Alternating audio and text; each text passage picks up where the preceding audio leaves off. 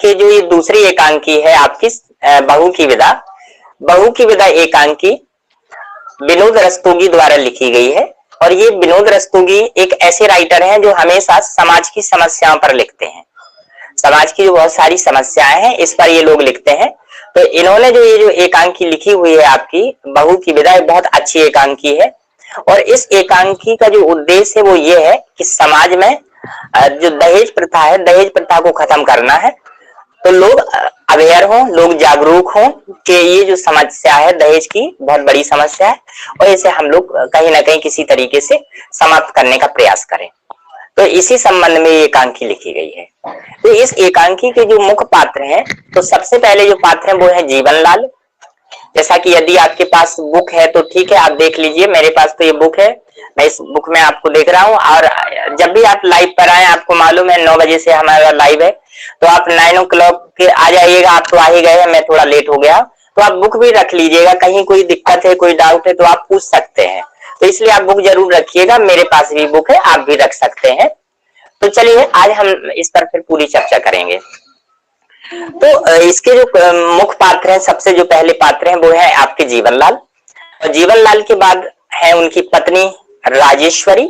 राजेश्वरी जीवनलाल की पत्नी है। और जीवनलाल का एक पुत्र है जिसका नाम है रमेश। और रमेश की जो पत्नी है, तो रमेश की पत्नी है कमला। और कमला का एक भाई है जिसका नाम है प्रमोद।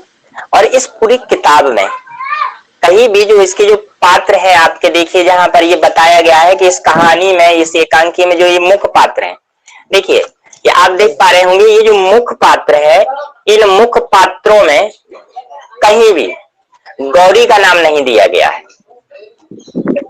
यानी ये जो मुख्य पात्र है, इन मुख्य पात्रों में कहीं भी गौरी का नाम नहीं दिया गया है।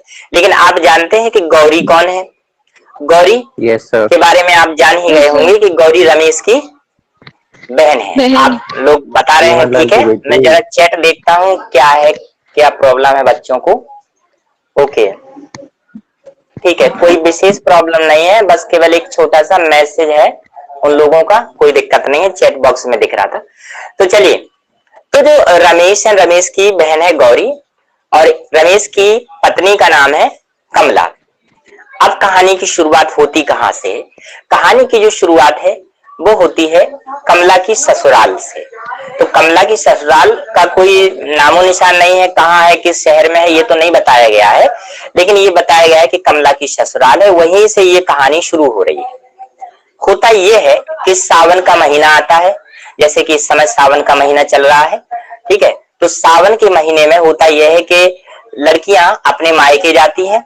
तो हर लड़की जिसकी शादी हो गई है वो अपने ससुराल से मायके जाती है और उसकी ये हार्दिक इच्छा होती है कि वह अपना सावन, सावन से मतलब है पूरा का पूरा जो महीना होता है वो सावन, या आप ये मान के चलिए रक्षाबंधन, अपने मायके में मनाए, अपनी सखियों के साथ मनाए।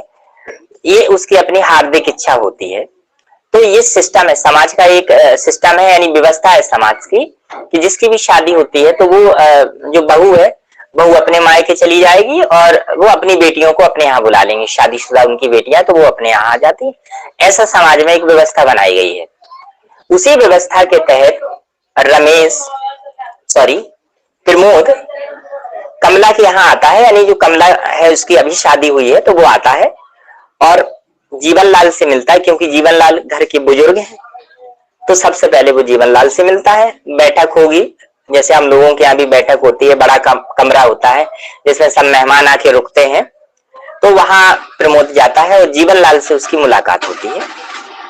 अच्छा लड़का है, युवा है, तो वो जीवनलाल से सादर प्रणाम करता है, नमस्कार करता है, जो भी जैसा कि चलन है, अपना रिवाज है वो करता है। इसके बाद होता क्या है कि वो अपनी बात रखता है कि बाबूजी मैं अपनी बहन की विदा कराने आया हूं, तो आप हमारी बहन की विदा करा दीजिए। तो जीवनलाल क्या है कि जीवनलाल थोड़े से लालची स्वभाव के हैं, और या ये कह लीजिए थोड़े नहीं बल्कि बहुत लालची स्वभाव के हैं। तो जो उनका जो लालची स्वभाव है वो बहुत परेशान करता है प्रमोद को। होता यह है कि जब प्रमोद उनसे ये कहता है कि आप हमारी बहन की विदा करा दीजिए, तो जीवनलाल कहते हैं कि मैं अपनी बहू की विदा नहीं करा सकता, क्योंकि प्रमोद के लिए उसकी जो बहन है कमला वो बहन है, लेकिन जीवनलाल के लिए कमला बहू है। तो वो मना कर देते हैं, जीवनलाल मना कर देते हैं कि हम बहू की विदा नहीं कराएंगे। प्रमोद बहुत ही विनम्रता पूर्वक कहता है, क्यों बाबूजी, ऐसे मौसम में, ऐसे समय में, ये सावन का महीना है तो सभी जाते हैं, अपने सभी जो बहनें हैं अपने मायके आती हैं, तो क्या समस्या है आपकी? तो जीवनलाल कहते हैं कि समस्या तो कुछ नहीं है, बस एक कारण है। कहते भाई कारण क्या है, कारण बताइए। तो कारण की बात होती है, तो कारण में जो है जीवनलाल बता रहे हैं कारण, वो बहुत ही चौंकाने वाला कारण है। कारण ये है, वो ये कहते हैं कि मेरे जो हृदय है उसमें कहीं जख्म हो गया है। आप समझ रहे हैं, मेरा जो हृदय है उसमें जख्म हो गया है और उस जख्म के लिए मरहम की जरूरत है। आप गौर करिए, जीवनलाल की जो बातें हैं उसे आप गौर करिए। जीवनलाल की जो बात है वो ये बात है, वो ये कह रहे हैं कि देखिए मेरा हृदय और मेरे हृदय में जख्म हो गया है और उस जख्म का आप मरहम लाओ तो हम आज जो है कि कमला की विदा करा देंगे। अब जो प्रमोद है वो बेचारा बड़ा परेशान है, तो युवा, लेकिन वो इतनी बात समझ पाना उसके लिए कठिन है। वो क्या समझे, उसको बड़ी समस्या है। तो वो ये कहता है कि बाबूजी इसका मतलब क्या है, आप जो कह रहे हो इसका मतलब क्या है? तो वो मतलब बताते हैं कि आपने शादी में पर्याप्त दहेज नहीं दिया, तो इसलिए हम अपनी बहू की विदा नहीं कर रहे हैं। फिर वो वहां बहस करता है, जो प्रमोद है वो बहस करता है कि बाबूजी हमने अपनी क्षमता के हिसाब से आपको दहेज दिया, ठीक है, लेकिन इसके बावजूद भी आप खुश नहीं हैं। थोड़ा मैं एक बार फिर से चैट देखूंगा क्योंकि यहाँ पर बच्चों ने कुछ मैसेज किया, शायद कुछ गड़बड़ हो, क्या प्रॉब्लम है बच्चों की ये भी देखना है थोड़ा। ये लिख रहे हैं, ओके भाई अपना प्लीज माइक ऑफ कर लो, ये दीपेंद्र कह रहे हैं।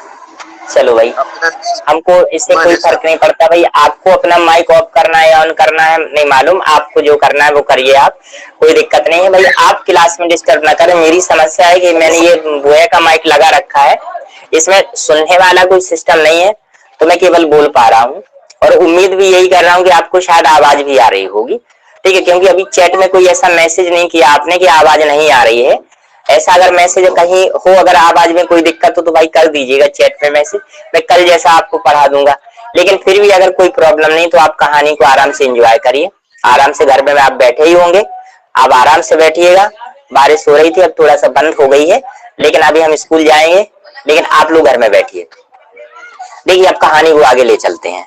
तो कहानी आगे फिर ये हो जाती है भाई कि होता ये है कि जब वो मना कर देता है, वो सीधे मना कर देता है कि भाई हमारा जख्म है, जख्म की मरहम लाओ। मरहम का मतलब पूछते हैं तो वो ये बताते हैं कि देखिए दहेज तो तुमने दिया नहीं, बोले कोई बात नहीं, हमारी बात रहने दो। लेकिन बोले इसके साथ साथ जो सबसे बड़ी समस्या है वो ये है कि आपने हमारे बारातियों का स्वागत सत्कार ढंग से नहीं किया। यानी आप हमारे जो बाराती आए थे, हमारे तो वो बाराती थे, आपके दरवाजे पर गए, तो बोले तुमने उन बारातियों का स्वागत सत्कार अच्छे से नहीं किया। तो इस बात की तकलीफ हमारे हृदय में है। अब वो तकलीफ है तो हम बहू की विदा नहीं कर रहे हैं, बस। प्रमोद सोचता है क्या किया जाए, भाई बड़ी समस्या है, करे तो करे क्या है? अब लड़का ही है आखिर। फिर भी उसने हिम्मत जुटाई और उसने कहा कि हमने पूरी कोशिश की बाबूजी, लेकिन अगर हमसे कोई गलती हो गई है तो हम उसके लिए आपसे क्षमा मांगते हैं, आप माफ कीजिए, लेकिन आप हमारी बहन की विदा करा दीजिए, माँ इंतजार कर रही होगी। तो जीवनलाल ऐसे शब्दों को सुनकर के बहुत गुस्सा हो जाता है और वो ये कहता है तुम कल की छोकरे हमसे जुबान लगाते हो, मैं तुमसे कितना बड़ा हूं, कल के छोकरे हमसे जुबान लड़ाते हो। और बोले मेरा अगर लड़का होता तो वो कभी ऐसा ना करता। ये बातें जब प्रमोद ने सुनी तो उसे बुरा तो लगा, लेकिन इसके बावजूद भी वो क्या हुआ कि वो आराम से ये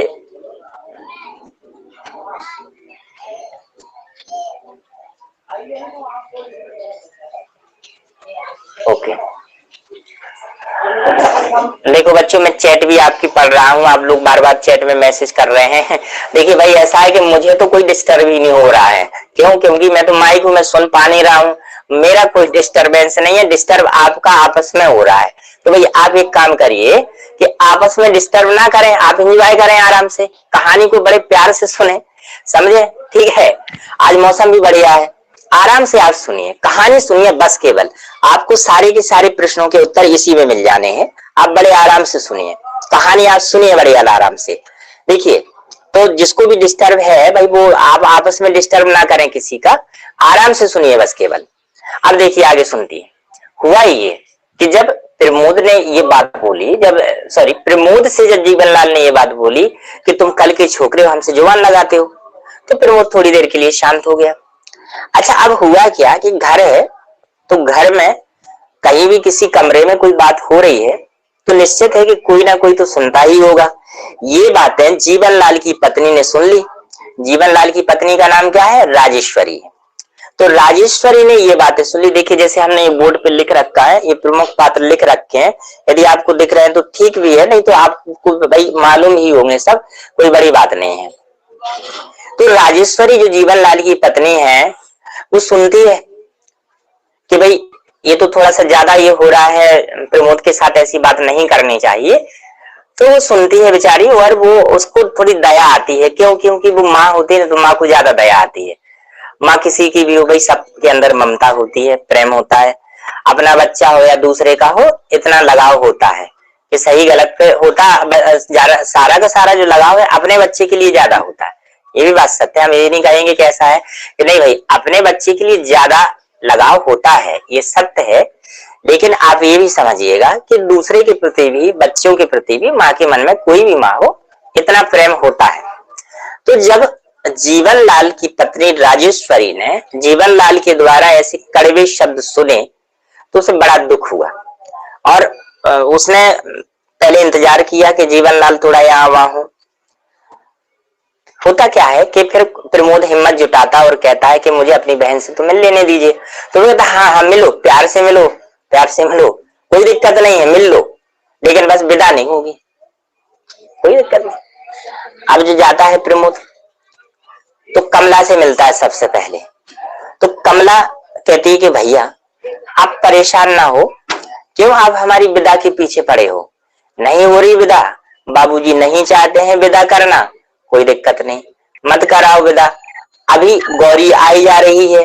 गौरी कौन है पता है? रमेश की बहन है, जिसकी शादी हुई थी, तो उसकी शादी हुई थी, तो उसका भी पहला सावन था, और पहला सावन बिताने के लिए वो लेने जा रहा था रमेश विदा कराने।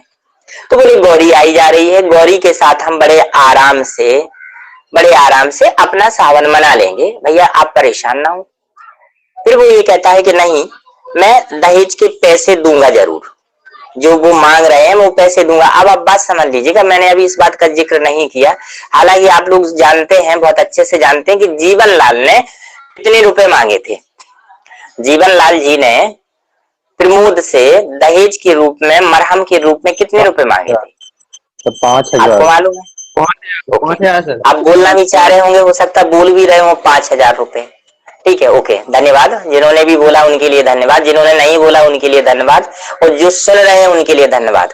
कृपया आपस में बात ना करें आप लोग, बस बकाए सब बहुत अच्छा लग रहा है, आप भी लाइव जुड़े हो, बहुत अच्छा। भाई कभी कभी अपना वीडियो भी ऑन कर लिया करिए, ठीक है? आप भाई देख भी लें, आप लोगों को देवता हूं तो कर लिया करिए वीडियो ऑन कभी कभी, ठीक है? चलिए खैर आगे समझते हैं, आपकी अपनी प्राइवेसी है, आपको जैसा अच्छा लगे, हमें तो काम पढ़ाने से। चलिए फिर आगे सुनिए। तो प्रमोद से जब ये कमला कहती है भाई कोई दिक्कत नहीं है, मैं यही अपना मना लूंगी रक्षाबंधन और आप जाओ, कोई दिक्कत नहीं है। लेकिन वो कहता नहीं, मैं विदा आपकी कराऊंगा, करा के ले जाऊंगा, और मैं जीवनलाल के 5,000 रुपए दूंगा, और इसके लिए चाहे हमें अपना मकान गिरवी रखना पड़े। अब यहाँ बड़ी समस्या आती है, यानी उस समय की आप स्थिति देखिएगा कि 5,000 रुपए बहुत बड़ी बात थी। 5,000 रुपए के लिए जिस व्यक्ति को मकान गिरवी रखना पड़े या मकान बेचना पड़े, तो ये कितनी बड़ी भयावह स्थिति रही होगी उस समय, कि जो यानी कह ले कि रुपए की जो वैल्यू है 5,000 उस समय बहुत बड़ी बात होगी। तो खैर यहाँ बात ये बनती है थोड़ा सा कि जो राजेश्वरी है वो समझदार तो है ही, तो वो समझती है सारी बातें, तो वो ये कहती है प्रमोद से बड़े आराम से कहती है कि देखो ऐसा है भैया, तुम बेटा परेशान ना हो, ये 5,000 रुपए पकड़ो, जीवन लाल को देना और कहना ये लो आप 5,000 रुपए, और बेटा अपनी बहन की विदा करा के ले जाना, जा। लेकिन कमला भी मना करती है कि नहीं माँ जी, हमें ऐसा नहीं करना है, हम ऐसा नहीं करेंगे। और यहाँ प्रमोद भी मना कर देता है कि नहीं माँ जी, हम आपसे पैसे नहीं लेंगे, बाबूजी से हम प्रार्थना करेंगे कि वो विदा करा दें, हंसी खुशी, कोई दिक्कत नहीं है, और नहीं कराएंगे तो कोई बात नहीं, मैं जाऊंगा वहां से अपना घर गिरवी रखूंगा या बेचूंगा, 5,000 रुपए लाऊंगा, वो इनको दूंगा, फिर विदा करा ले जाऊंगा। लेकिन वो यहाँ पर बात ये हो जाती है, लेकिन खैर बात बाद में ये बनती है कि जीवन लाल के पास फिर से प्रमोद जाता है, प्रार्थना करता है, और वो ये कहता है कि देखिए जैसे ये हमारी बहन है तो आपकी भी तो बेटी है, तो लेकिन वो नहीं मानता, सुनता नहीं है। अब कहानी का थोड़ी देर में अंत भी होने वाला होता है। तो होता यह है कि तभी रमेश आता है, लेकिन रमेश के आने के पहले जीवनलाल एक बात और बोलता है राजेश्वरी से। तो राजेश्वरी से जो बात वो बोल रहा है, वो बात क्या बोल रहा है आप इसे सुनिएगा थोड़ा। वो बात ये बोलता है कि जल्दी से तुम थाल सजाओ, उसमें आरती सजाओ, क्योंकि हमारी बेटी आ रही है, हमें उसका स्वागत करना है। आप बात समझिए, जहां आपकी बहू घर में बैठी है, वो मायके जाना चाहती है, आप विदा नहीं कर रहे हैं। दूसरी ओर आपकी बेटी, शादीशुदा आपकी बेटी आपके घर आ रही है और आप उसके आने के लिए इतने उत्सुक हैं। उस लड़की पर क्या बीत रही होगी, जरा सोचिए आप, उसे कैसा लग रहा होगा। तो ये दहेज की भयावहता है कि जहां पर मानवता बहुत पीछे रह जाती है। दहेज क्यों बुरा है भाई? आप खुशी खुशी अगर किसी को कुछ दे रहे हैं तो ये दहेज नहीं है, ये उपहार है। आपने अपनी बेटी के लिए, आपने अपनी बहन के लिए, आपने अपनी भतीजी के लिए, आपकी जो रिलेशन हो, आपने कर दिया, ये दहेज नहीं है। दहेज क्या है? दहेज है मांग करना। आप शादी के समय लड़के वाले लड़की वालों से जो मांग रहे हैं, ये दहेज है। और दहेज अपने आप में बुरी है। मैं आपको इसके दहेज के बारे में 4 लाइनें सुनाना चाहूंगा। ये किसी कवि ने लिखी है, मुझे उनका नाम नहीं मालूम, लेकिन दहेज पर ही बहुत अच्छा कोटेशन है। आप जरा समझिए कि क्यों जल रही हैं बेटियां हुजूर सोचिए, क्यों जल रही हैं बेटियां हुजूर सोचिए, हम भी किसी की आंख का है नूर सोचिए, हमको हमारे सब समाजों ने क्या दिया, माचिस की तीलियां और तंदूर सोचिए। तो ये बहुत अच्छी पंक्तियां लिखी हैं दहेज के बारे में। और भी कवि हैं, इन्होंने भी दहेज के बारे में बहुत सारी पंक्तियां लिखी कि कहते हैं कि ये जो दहेज है ये एक दानव है, समाज का कलंक है, यानी इस दानव को मार भगाओ, ये समाज का भार है। ये तमाम बातें लिखी गई हैं। तो मैं आपको धीरे धीरे सारी चीजें बता दूंगा। मैं बस इसका अंत ही करने जा रहा हूँ एकांकी का। तो जब ऐसी बात हो जाती है, स्वागत करने की बात होती है, तो राजेश्वरी को हालांकि अच्छा नहीं लग रहा है कि वो ऐसा बोल रहे हैं, लेकिन फिर भी वो कुछ नहीं करती, अपना शांत रहती है। उसी समय रमेश का आना हो जाता है।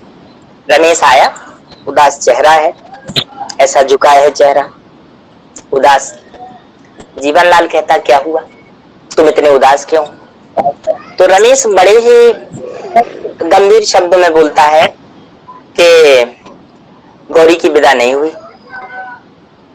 अब घर में सन्नाटा, गौरी की विदा नहीं हुई। कहते हाँ, बोले गौरी की विदा क्यों नहीं हुई?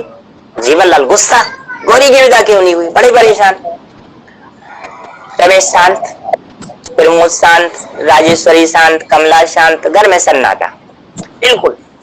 अब परेशान, क्या करें? जीवनलाल कहता भाई आखिर विदा क्यों नहीं हुई, बताओ।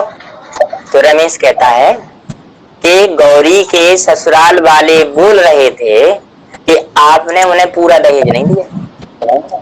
जीवनलाल गुस्सा, अरे कैसी बातें करते हैं, हमने बहुत दहेज दिया, उनकी हैसियत से भी बढ़ के दिया, उनका इतना अच्छा स्वागत किया, लेकिन कहते हम विदा नहीं हुई। तो थोड़ी देर जीवनलाल सोचता है और उसको ये महसूस हो जाता है कि आज जैसा मुझे बुरा लगा है, ऐसा ही बुरा कमला की मां को लग रहा होगा। तो उनका हृदय परिवर्तन हो जाता है और वो कहते हैं कि बहू, बेटा विदा की तैयारी करो, आराम से आप जाओ, अपने मायके जाओ और अपना रक्षाबंधन मनाओ, अपना सावन मनाओ। तो ये जो बात थी, ये कहानी का अंत हो जाता है और यहीं पर पूरी एकांकी समाप्त हो जाती है। तो ये एकांकी थी आपको, इसमें बहुत सारी बातें हैं। तो आप जब एकांकी पढ़ेंगे, पूरी की पूरी आप एकांकी पढ़िएगा, आपके पास किताब है एकांकी संचय, एकांकी 2 है, विनोद रस्तोगी बहू की विदा, आप पढ़िएगा, आपको मजा आएगा। कोई भी अगर ऐसा शब्द होता है जिसका आपको अर्थ नहीं आ रहा है, आपके पास अब बहुत सारे प्लेटफॉर्म ओपन है, आप हमें व्हाट्सएप कर दीजिए, गूगल क्लासरूम पे भेज दीजिए, लाइव वीडियो में मैं जब भी आता हूँ आप चैट पे भी मैसेज भेज सकते हैं, कोई प्रॉब्लम नहीं है। आपको अगर कुछ भी ना बने, आप कॉल कर दीजिए, हम आपसी बात सुनेंगे, आपका जवाब देंगे, ठीक है। तो ये तो थी बेटा आपकी दूसरी एकांकी, जिसे मैंने आपको पढ़ाया। आज भी मैं आपके लिए स्पेशल थैंक्स बोलूंगा। 27 मेरे स्टूडेंट है, 27 में 19 स्टूडेंट्स आज हमारे लाइव हैं। और ये चैट बॉक्स आया है, मैं थोड़ा पढ़ लेता हूँ कि बच्चों ने क्या ये चैट किया है। मुझे ये बार बार तो पढ़ना ही पड़ेगा भाई, हम इसको देख लेते हैं क्या है ये चैट में बच्चे लिख रहे हैं। अनुष्का और कनक क्या है, ओके मेक ऑफ इट, भाई ये अच्छा ये क्या लिखा है, 5000 सर ऑडियो डिस्कनेक्ट कैसे करते हैं, ओके। तो भाई आप लोग सब नाइस लाइन, सर एक दिन में कितने क्लास होंगे, ओके भाई ठीक है, हम आपका भैया पढ़ पा रहे हैं तमाम, हम भी मोबाइल से ही पढ़ा रहे हैं भैया, लैपटॉप है नहीं अभी, ठीक है। तो लैपटॉप खरीद लेंगे भाई, आप लोगों की दुआएं रही तो लैपटॉप भी खरीद लेंगे। चलिए अब जो आपके जो कमेंट आए हैं इस पे बात कर लेते हैं। आपका कहना है कि एक दिन में कितने लाइव होंगे, तो मैं आपको बता दूं सारे के सारे जो लाइव क्लासेस होंगे कंटिन्यू जो होंगे, वो सारे के सारे लाइव क्लासेस कंटिन्यू आपके आफ्टर यूनिट एग्जाम होंगे। पहली बात आप समझ लीजिए, आफ्टर यूनिट एग्जाम आपके सारे के सारे लाइव क्लासेस होंगे, 1 to लेके 10th क्लासेस की लाइव होंगे। कल सब लोगों को ट्रेनिंग दी गई है और आपके पास हो सकता है कुछ टीचर्स ने अपनी आईडी भी भेजी होगी, तो टाइम क्लैश कर रहा होगा कहीं ना कहीं, मेरा भी 9 o'clock है, किसी और का भी होगा। तो देखिए भाई, आपने हमारा 2 दिन लाइव लिया, हमने आपको 2 एकांकी का रिवीजन करा दिया। नया रास्ता आप लोग जानते ही हैं, 1 से लेके 5 भाग तक आप रिवीजन कर लीजिए, तो नया रास्ता पढ़ लीजिएगा। इसके बाद बात आती है ग्रामर की, तो ग्रामर में प्रस्ताव लेखन आएगा।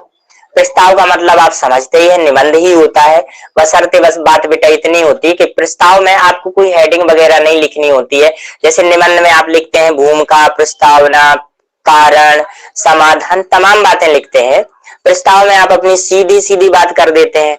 तो बेटा सीधी सीधी बात आप लिख सकते हैं, लेकिन हाँ याद रखिएगा 200 से लेके 250 वर्ड तक आपको लिखना है। अगर आप नहीं भी इतना लिख पाते हैं तो कम से कम 1 पेज तो आप जरूर लिखना, यूनिट के लिए है, यूनिट के लिए आप 1 पेज जरूर लिखना, ज्यादा नहीं लिखना, लेकिन 1 पेज आप जरूर लिखिएगा बेटा, पहली बात, ठीक है। पत्र आता है, पत्र 1 पेज में आपका बन जाना चाहिए, 1 पेज में आप पत्र लिख देंगे। आपका सवाल होगा सर औपचारिक देंगे या अनौपचारिक, तो मैं आपको बता दूं, मैं भाई एक कोई दे दूंगा या ऑप्शन दे दूंगा या नहीं भी दूंगा, आपको कहीं भी पत्र के फॉर्मेट में है तो मैं आपको एक दिन पत्र का फॉर्मेट, प्रस्ताव के बारे में आपको ये भी बता दूंगा। एक चीज मैं जरूर ओपन कर रहा हूं, अपठित गद्यांश नहीं आएगा इस बार, अपठित गद्यांश नहीं देंगे हम। इस अनसिन जो पैसेज आता था ये 10 नंबर का, ये नहीं देंगे, लेकिन हमने पूरा 50 का पेपर बनाया है। हम बहुत जल्दी ही आपको एक पेपर जिस प्रकार से हम लेना चाहते हैं इस बार 50 मार्क्स का एक पेपर, हम आपको बेटा इसी के थ्रू एक टेस्ट करा लेंगे। आपका एक रिवीजन एग्जाम हो जाएगा कि भाई रिवीजन टेस्ट है, आपको मालूम चल जाए। और 50 मार्क्स का पेपर हर टीचर ने बनाया, मेरा ही नहीं है, आपका 10th क्लास यानी 9th एंड 10th क्लास के जितने भी स्टूडेंट्स हैं हमारे, वो सभी हमारी बात को ध्यान से सुनिएगा। सभी का पेपर जो बनेगा 9th और 10th का, वो 50 का ही होगा, ठीक है। सेक्शन 2 में डिवाइड होगा आपका, जैसे मान लो इंग्लिश है तो बेटा मैं इंग्लिश के बारे में नहीं नॉलेज रखता, ड्रामा है, टोटल इंग्लिश है, क्या है मुझे नहीं मालूम, लेकिन 2 सेक्शन होते हैं तो 2 सेक्शन में पेपर डिवाइड होगा, ठीक है। तो ये थी जनरल इन्फॉर्मेशन। कुछ लोगों का कहना है कि लाइव क्लास कितने टीचर लेंगे, तो भाई लाइव क्लास सारे टीचर लेंगे। अब लाइव इसलिए भी लेंगे, वीडियो में तो ये प्रॉब्लम थी भाई वीडियो में एक आपको लिबर्टी थी, आप वीडियो डालिए। तो इसमें समस्या ये आ रही थी कि किसी ने वीडियो डाल दिया 8 बजे, किसी का डल रहा रात में 12 बजे भी डल गए। तो अब भाई 12-11 बजे कोई वीडियो हो थे, बच्चा रात में थोड़ी पढ़ेगा। लेकिन खैर कोई बात नहीं बेटा, वो आपके अपने सर लोग हैं, अच्छी बात है। जिनका जैसा था सबने कोशिश की। हाँ, कई गलतियां हुई, कमियां हुई, उसके लिए हमको दुख है, लेकिन मैं उसमें क्या कर सकता हूँ। मैं तो भाई, मेरे पास कोई अधिकार नहीं है। मैं ये बात पहले भी बोला, मेरे पास अधिकार नहीं है। मैं भाई टीचर से रिक्वेस्ट कर सकता, सर ये कंप्लेंट आ रही है, आप करिए, कोशिश करिए। जिनके पास अधिकार थे उन्होंने भी कोशिश की। खैर चलिए, हमारी आपकी अंडरस्टूड मैटर है, आप डिस्क्लोज ना करें, हमारे आपके बीच की बात है। क्लास है, क्लास की तरह रहने दीजिए। और अगर आपके पेरेंट्स भी हमारा वीडियो देख रहे हैं तो उनको नमस्ते। जो भी हमारे आदरणीय पेरेंट्स हैं वो देख रहे हैं वीडियो, तो सभी को नमस्ते। अगर आप नहीं भी देख रहे हैं तो भी कोई बात नहीं है, लेकिन मैं भाई आपके साथ हूँ। तो ठीक है बेटा, ये सारी चीजें हैं। और अब और फिर एक चैट आ गए भाई, क्या बात है, बच्चे बहुत करते हैं। वीडियो ऑफ सर, वाह वाह sir, nice sir, nice line. Okay भैया, थैंक यू, शुक्रिया बच्चों, कोई प्रॉब्लम नहीं, आप अच्छा लिखते हैं, खैर धन्यवाद। आप हमको बहुत ज्यादा क्या बोलते हैं, इंग्लिश का तो मुझे नहीं पता, लेकिन प्रोत्साहित करते हैं आप लोग, ठीक है। चलिए खैर, तो बेटा ये थी आज की वीडियो, लाइव वीडियो थी, बिल्कुल घर जैसी वीडियो था। आपको हमने बड़ी सरल भाषा में समझाया, आपको भी समझ में आया होगा। अब कल हम आपके लिए फिर लाइव लाएंगे। तो आज की जो क्लास है इतनी ही रखते हैं। जिन लोगों को क्लास नहीं मिल पाई है, तो मैंने अभी मैं आपको, देखिए मैं आप सभी को प्रमोट करूंगा। मैं आपको बताना चाहता हूं, जब मैंने ये अपना टीचमेंट ऐप का ये मैसेज भेजा, तो सबसे पहले हमारे साथ बहुत सारे बच्चे जुड़े थे। मैं, ऐसा नहीं है कि भाई देखिए मेरे लिए आप सब प्रिय हैं बेटा, लेकिन सबके कमेंट भी मेरे पास आए थे। ऋषि गवोई का एक कमेंट आया था।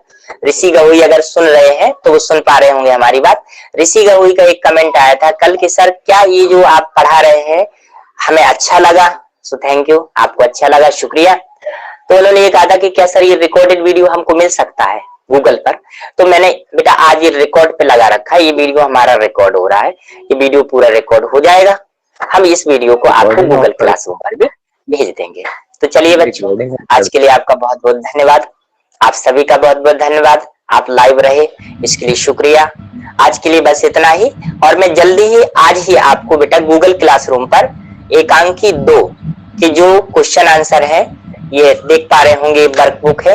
वर्कबुक में इसके जो क्वेश्चन आंसर है एकांकी 2 के, मैं इसकी पीडीएफ आपको आज ही भेज दूंगा। कुछ बच्चों के कमेंट भी थे, मैं आज आपको उपलब्ध करा दूंगा। 1 to 5 नया रास्ता, एकांकी 1 और 2 बहु की विधा, ग्रामर में भाववाचक संज्ञा कितनी करनी है, तो ज्यादा नहीं करना है। तो आप 1 से लेकर 20 तक, यानी 1 to 20, 1 to 20, 1 to 20 हर चीज कर लीजिए।